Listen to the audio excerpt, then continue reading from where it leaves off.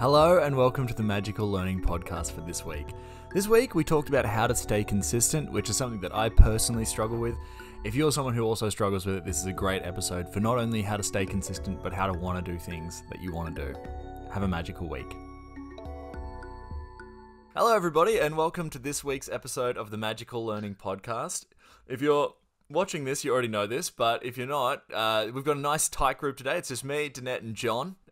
So we've got a really exciting episode today, which is how to stay consistent, which is a good lesson for those who aren't on the podcast today.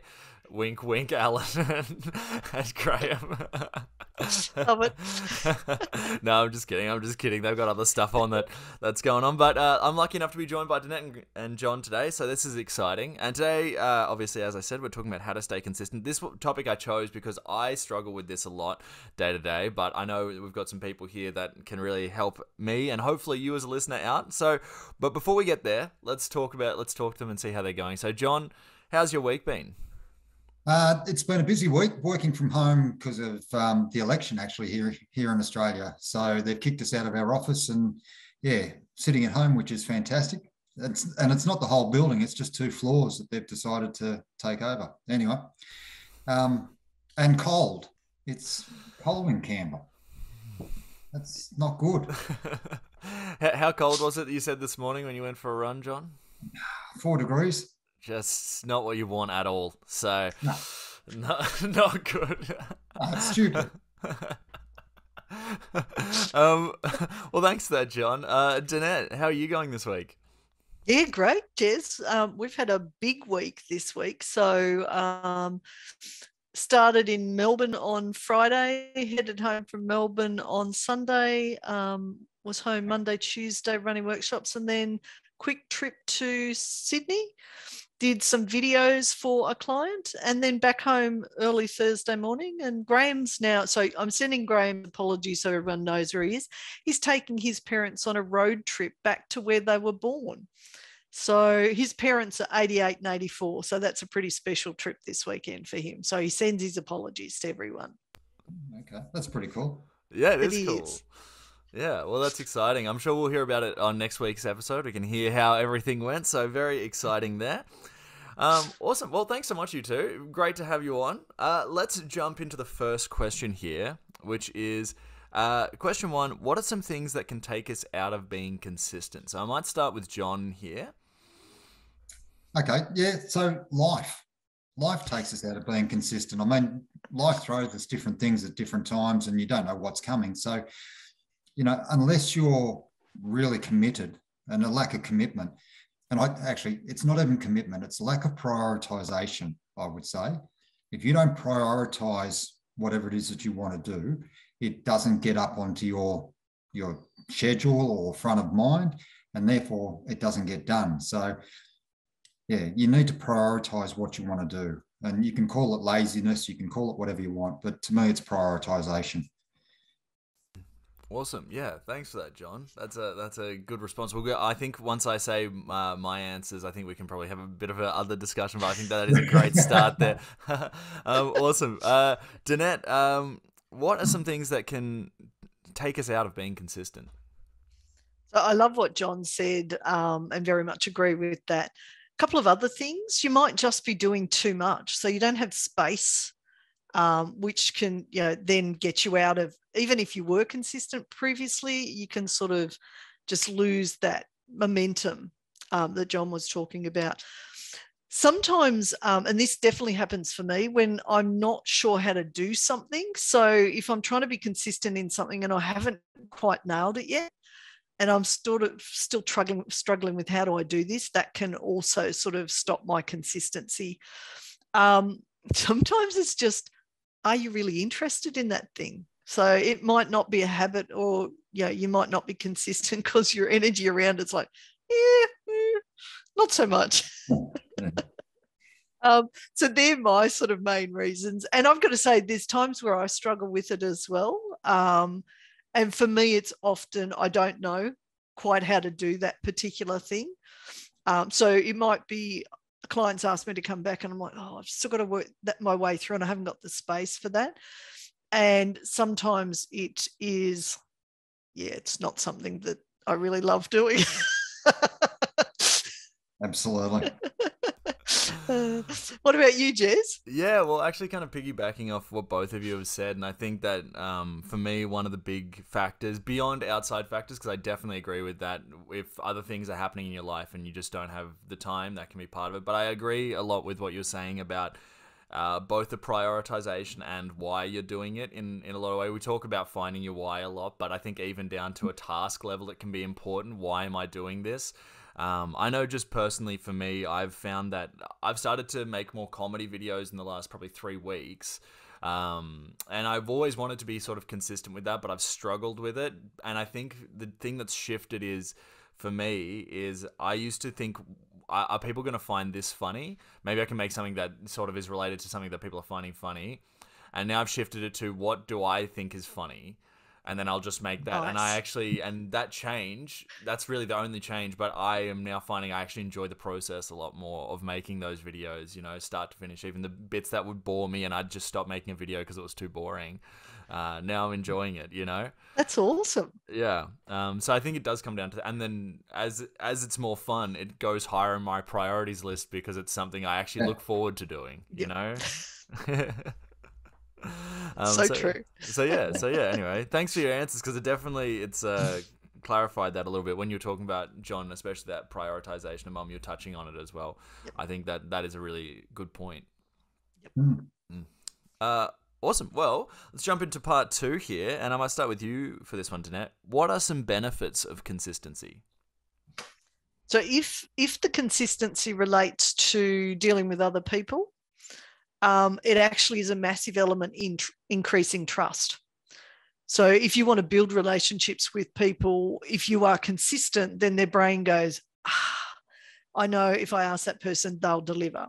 So if you're looking to build and maintain good relationships, absolutely work on the consistency around what you say you will do. The other thing that I'd say is a massive benefit is the more you become consistent in things, one, you motivate yourself, you learn how to work through those hard times. But because you're taking that action, you also build your confidence. So you sort of go, yeah, I could do that. You know what? I learned this last time I tried to make myself consistent in something. So it sort of helps boost your skills, boost your confidence as well. And I think two sides of that. One, because you're growing your skills, that boosts who you are and your story about who you are. And it also boosts your reputation, because when people deal with you and you are consistent, then you get that reputation of being someone who delivers when they say they will. Great question. Yeah, great. A lot of great points coming out of that. So thanks for that, Mum. I'll let John go, and then maybe we can touch on some notes I took. But that's awesome. Thanks for that, John. What are some benefits of being consistent? Yeah, look, that trust and reputation thing. You become known as reliable. So you're going to turn up. You're going to actually do the work that's required. To me, that's a big plus about being consistent. But you've got to be consistent in the right things. So if you're consistently not delivering, if you're consistently being poor, if you're consistently avoiding stuff, that's a reputation you're going to get. So as long as you're consistent in the positive side of things, then yeah, you get that reputation, a positive reputation, and you're going to achieve more goals. So if you've set a goal and you only turn up to do that goal, and whether it's, doing comedy videos, whether it's writing in a journal, whether it's whatever, you'll only get out of it what you put into it. So you've got to turn up all the time to be able to do those things. So that consistency needs to be in the right area. And as a parent, you see that regularly. I mean, if you're going to have kids and they're going to become good members of society, you need to be consistent about how you parent them, because kids find loopholes very quickly. And I say that with all due respect. Our eldest one, rat bag, and by the fourth one, we're starting to get it right. But, hope they're not listening. No, but it's, as a parent, you've got to be consistent in order to get your kids to become good members of society. If you want to be brilliant at anything, whether it's sport or academic or whatever, you've got to be consistent, and you've got to put the effort in to the right areas. And so you need to identify what those right areas are. And just as a loud motorbike goes past, that's perfect time for me to chuck my mic on there. Well, there's two really good points that I wanted to take out of that. And I might start with the one I got from Danette first, which is the... when you're more consistent, you can boost your own confidence, which I thought was a kind of interesting connection that I'd never made before. And just within trust, like your trustworthiness, not only to the outside world, but to yourself as well, is kind of an interesting part of that. So I love that observation. That was really cool. And then I also wanted to quickly touch on, John, what you were saying about consistency, that you can be consistently bad as well. I'd never even thought of that. That is another way to be consistent, is to be consistently bad at things. So if you don't make an effort to kind of be consistent in something good, you're probably going to end up accidentally being consistent in something bad. So two really great points that I'd never thought of before. So this is great. I'm glad I asked this question. Awesome. Well, this third one, actually, just to give some answers for the second one, I also just thought that when you're not consistent, you can't really achieve bigger projects and better projects, which is kind of what John was talking about towards the end there with, making sure you're setting up skills in the right area. But by being consistent, you give yourself... Instead of writing a comedy skit, I could write a comedy movie, but that requires that consistency. But it's a bigger project, So anyway, thank you so much for those answers.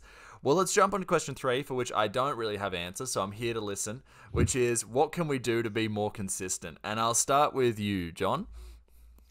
So there are two things that come to mind for me and that I've written down. One is you got to schedule it in. So if you put it in your diary on a daily basis, weekly, whatever you need to do, you schedule it, you're more likely to do it. And you don't need to have a physical diary as such, but you need to know that when I get up, I've got to do this and I've got to have it done by whenever. So you then work around that. The other thing is find a partner, find a person or a group of people to do things with. You know that if you're in a sporting team, you've got to turn up, otherwise they play a person down. Talking about it being 4 degrees this morning and freezing cold, and I'm lying in bed going, I don't really want to go, but I knew there were 2 or 3 others that were going to run with us, so I can't not go because they're waiting for me and expecting me. So I've got to get up and go. I've got to motivate myself. And we find that with people that go to gyms, they tend to be more active or more regular at the gym if they've got a partner to train with. So, find someone else to do the activity with. I love that. Yeah, thanks so much for that, John. Great answers there. And Danette, what can we do to be more consistent? And this sort of comes off the back of what John said. And I wrote a couple of points, but he just reminded me, Robin Sharma used to talk about creating an excuse-free zone. So, you walk in and excuses just aren't accepted because it sort of lowers your standard, it lowers the team standard, etc. So I think for people to become aware of where they're making excuses when they know they should be consistent. A couple of other things: start small. So don't go massive because your brain is going to resist it, and just grow that over time. And I liked your idea about going from your short skits through to a movie. It's just like building on it over time. Big one, I'm going to do the action here, is celebrate it. So at the moment, those who can't see, I'm doing the party dance. You have to watch the video. So we know that the moment we take action and we celebrate it, and everyone's laughing at me, it actually makes us want to do more because it puts the feel-good chemicals into your bloodstream. So I think that's super important. I think also, and it comes back to your point, Jez, about the why, if you can relate what it is back to what's really important to you, it makes it much harder to make those excuses because you can see why doing it's going to have an impact. A couple of others, talk to someone who's done it before and is really consistent, and what's their hacks that they put in place to become consistent. And also, I think, learn from what doesn't work. So, rather than going, oh, crap, I failed, and beating yourself up and just quitting, go, okay, well, what was it about that worked? So I'll keep doing that. But also, what what stopped me from doing that, and then see what can you do to actually change that, whether it's your mindset, whether it's a habit. For example, Sean Acor, who's written a lovely book called Delivering Happiness, and he's got TED Talks and stuff. He talks about the 20-second rule, and he says when something is 20 seconds or closer, we're far more likely to do it than if it's 20 seconds or further away. And he gave the example of he wanted to start reading books in the evening after work, but what he used to do was pick up the remote and watch TV. So what he did is he analysed why he wasn't reading books, and he actually took the batteries out of the remote and took them upstairs, threw them at the back of a cupboard where he'd have to get a ladder to get them, put the remote where it normally was, but put a book next to it. And day one, he walks in, sits down, picks up the remote and goes, oh, crap. He probably didn't use those words, but close enough. And then the book's there. He's like, oh, okay, it's too much effort to go get the batteries. So he read a book. And it took him a while to create that habit, but eventually he didn't even look at the remote. He automatically picked up the book. So he deconstructed, I suppose, what worked and what didn't, and then put a better formula in place. Yeah, I really like that. And I think you've kind of reminded me of something that a lot of coaches say in sporting, which is that you can learn more from a loss than a win a lot of the times. And I think that that is also a good way to phrase it. What you're saying there is, how he said, what is making this not work? And then, okay, cool, let's just change that and see what happens. And yeah, I think that's a great way to look at it. So thank you so much for that. I'll be implementing a lot of these. So thank you both for some great answers. Awesome. Well, I might throw to you, John, for just some final thoughts on how to stay consistent. Any final thoughts you've got there? Yeah, I want to build off what Danette was saying about find someone who's done it before, because I think it then builds into several of her other points, that if you find someone who can give you guidance and direction and tell you about the potholes they're falling into, then you're more likely to be able to navigate around those potholes, which gives you greater confidence because you haven't hit a failure, haven't hit a brick wall. You've got a little bit further than maybe you were expecting to. And it's been an easier journey because you've been on the lookout for those things. So therefore you get a win faster and you get to celebrate those. So yeah, to me that seems to, the party dance, thanks Danette. But you then you can celebrate those and suddenly you're on a trajectory that's a hell of a lot quicker than someone else who is starting at the same point but doing it on their own. And you see that, I see that a couple of times. So there's a mate of mine who's just sold a second business. Now, I don't know how much they've sold it for, but it's an IT thing.